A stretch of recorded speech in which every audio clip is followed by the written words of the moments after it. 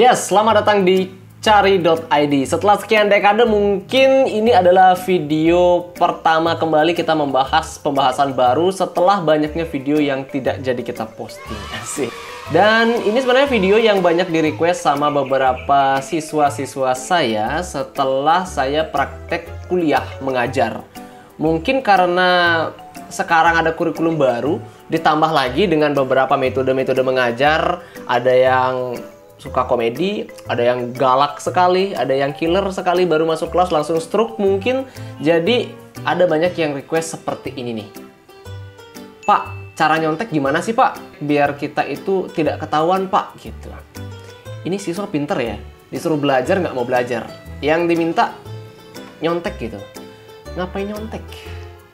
Walaupun nyontek itu instan, lebih instan mie-nya. Oke, nggak lucu. Kita langsung aja ke videonya, dan ini beberapa trik nyontek menurut Cari.id. Let's go!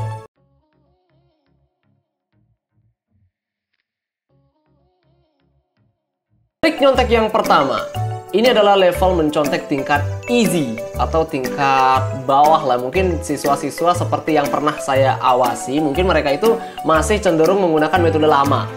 Jadi mencontek tingkat easy ini adalah mereka yang mencontek dengan menggunakan act out atau suara saja.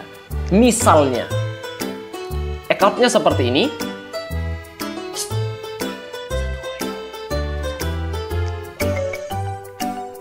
Itu metode lama. Mungkin ada beberapa negara juga yang menerapkan itu seperti yang ada di film Bee Genius. Itu sempat dipakai dan itu gagal total. Sekarang zaman udah beda, udah 2022, jangan mencontek begitu lagi. Atau mungkin ada yang kayak gini nih. Dia ngangkat kertas kan, dia ngangkat kertas, seret. Jadi kalau dari samping, dari kayak gini nih. Nah ini kertas nih, gurunya di sana tuh. Dia, itu masih metode lama.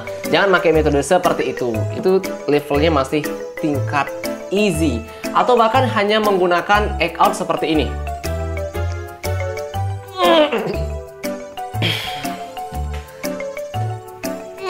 Nah itu masih ada yang 1, 2, 3 dan banyak lagi gitu. Itu masih teknik-teknik yang lama. Dan next ada level medium. Dimana level medium ini adalah level mencontek yang kita itu menggunakan act out dengan media. Misalnya, beberapa sekolah masih menggunakan meja-meja yang meja kayu kan.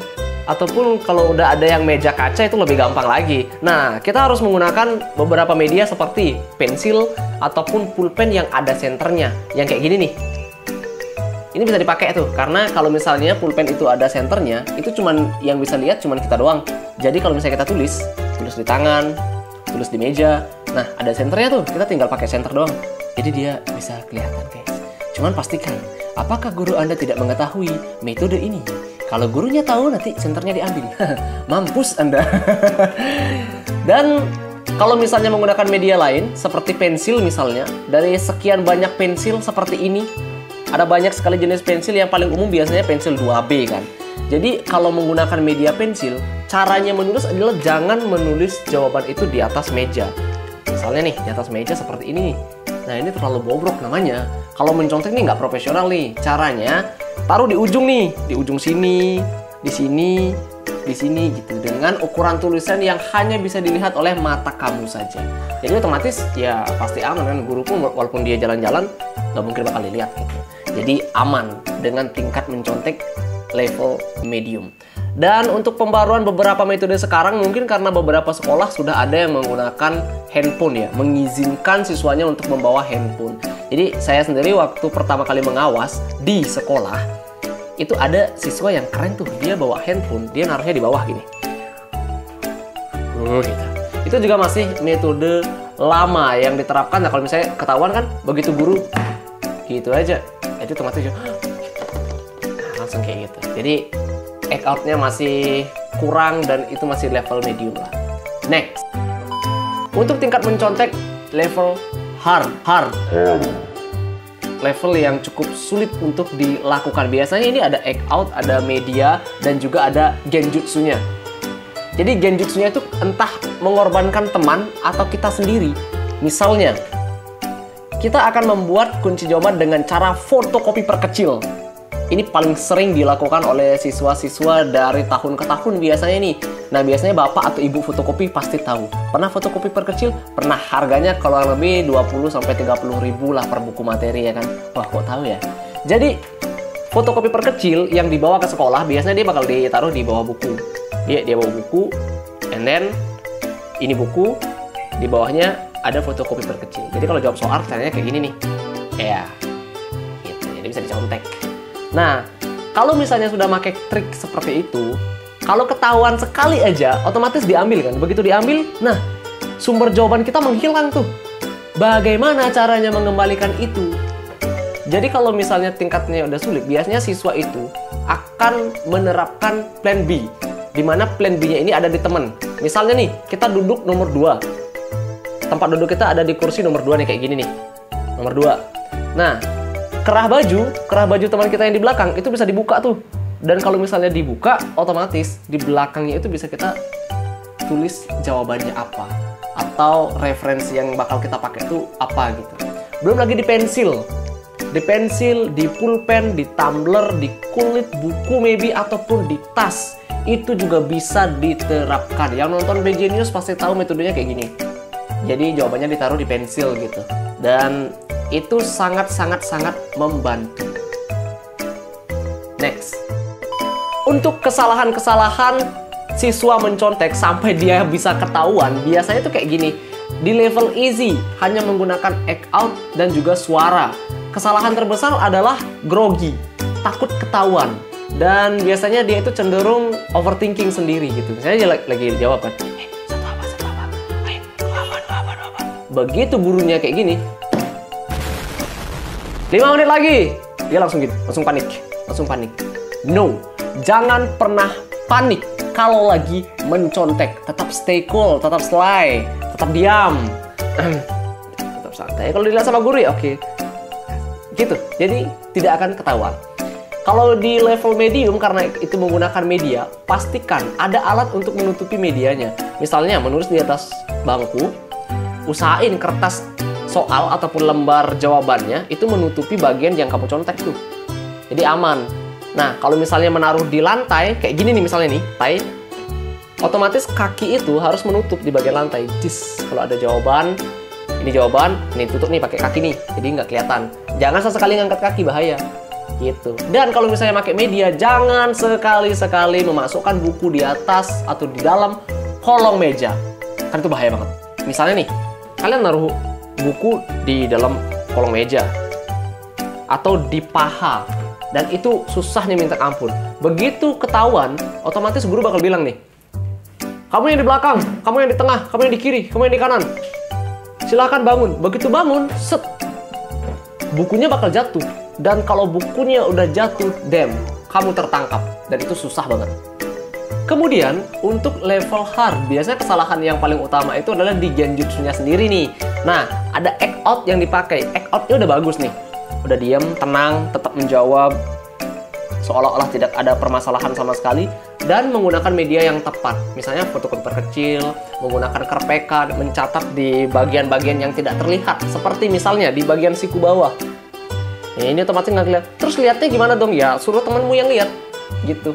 Jadi di siku temennya berisi jawaban yang sama gitu. Jadi dia tinggal gini doang. Dan kalian bisa lihat. Kayak gitu. Emang susah untuk diterapkan, tapi kalau dipelajari bisa. Dan biasanya itu sering terjadi kayak gini. Siapapun yang sudah selesai menjawab, nah, jawabannya ini akan disalin di kertas kecil, kemudian dia akan izin ke kamar mandi, atau ke toilet, ataupun kemana, keluar, dan mereka tuh udah janjian naruh tempatnya di mana. And then, kalian bakal mengambil jawaban itu di tempat itu yang sama. Tapi resikonya adalah, kalau misalnya dalam ujian ada peraturan ujian atau peraturan ulangan yang tidak memperbolehkan siswanya untuk keluar, nah, itu bahaya. Jadi biasanya kesalahannya di genjutsu sendiri. Next! Bagaimana caranya mengatasi kesalahan itu semua? Yang pertama, pastikan act out-nya bener dulu. Kalau misalnya kalian mau ngasih tahu teman jawaban, jangan langsung B, C, D. Jangan kayak gitu. Sepakatin dulu sebelum ulangan, sebelum ujian, sepakatin dulu sama teman yang bakal kamu ajak buat kerjasama. A, B, C, D, E. Jadi kalian tinggal lakuin ini aja. Misalnya, tangan kiri adalah nomor soalnya, tangan kanan adalah jawabannya. Jadi kalau misalnya nanya sama teman, 1A, 2C, 3E, kayak gitu. Jadi harus ada kesepakatan dan ada banyak kesepakatan lain. Misalnya menggunakan ketukan pun boleh. Ketukan pertama misalnya A, B, C, itu juga boleh. Dan silakan temukan beberapa trik lainnya untuk janjian sama temen. Dan kalau misalnya naruh kerpekan, menulis di atas bangku itu sebenarnya rawan. Jadi hindari banget nulis di atas meja, di atas bangku atau di mana. Terus nulisnya di mana dong? Nah, nulisnya yang paling baik dan paling benar adalah di tempat kursi depan teman kita duduk. Jadi di depan kita ada teman kan. Jadi otomatis di belakangnya itu kita bisa taruh gitu. Cuman sekali lagi, hati-hati ketahuan. Kalau misalnya udah ada pengawas yang datang, ya use still, tetap cool, tetap sly. Seolah-olah tidak ada apa-apa, jangan termakan genjutsu oleh pengawas. Oke guys, jadi sedikit disclaimer dan warning banget buat kamu yang nonton video ini. Video ini, trik mencontek dan juga tips mencontek bukan untuk diterapkan atau dijadikan referensi kalian melakukan ini di sekolah. Tapi video ini adalah untuk Bapak dan Ibu pengajar pendidik untuk semakin jeli dalam mengawasi generasi muda kita yang sedang mengikuti ujian ataupun ulangan ataupun tes dan semacamnya di sekolah. Karena mungkin orang pintar banyak ya, tapi orang jujur dikit gitu. Bukan berarti dulunya saya nggak nyontek, nyontek juga. Cuman, kan sekarang udah beda generasi nih, beda kurikulum nih. Otomatis semuanya harus kita cover biar jadi lebih baik. So, jangan jadikan video ini untuk referensi kalian menyontek. Tapi, gunakan untuk referensi supaya tidak tertangkap nyontek. Sampai jumpa di video berikutnya.